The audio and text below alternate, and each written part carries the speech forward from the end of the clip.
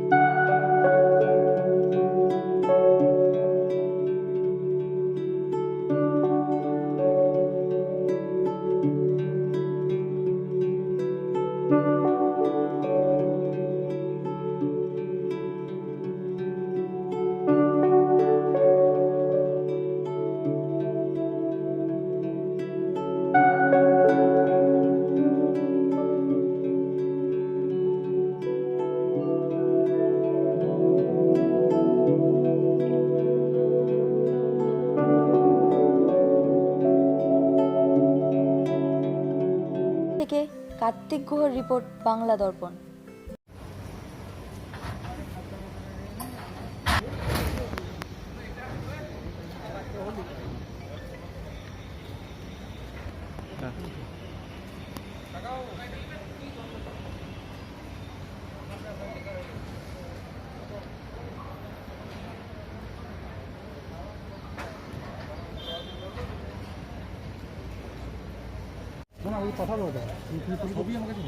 কি হয়েছিল এখানে?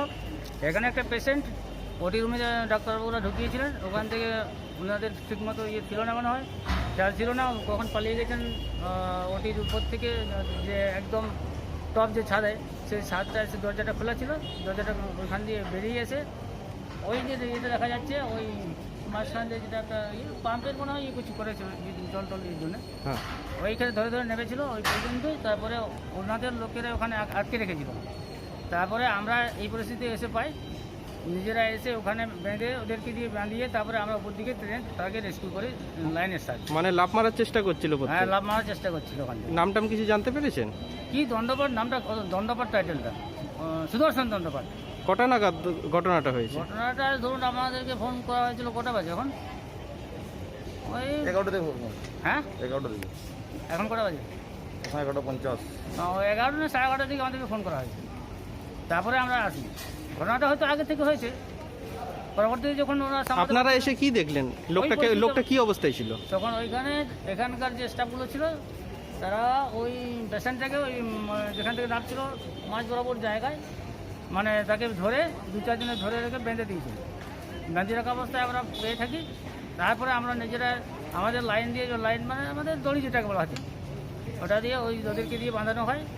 তারপরে আমরা সেই বাঁধানোর অবস্থাটাকে ওপর দিকে তুলে আমরা রেস্কিউ করে নিই। তারপরে ওকে ওটিতে আমরা নিয়ে যাই ডাক্তারের কাছে। এখন কেমন আছে?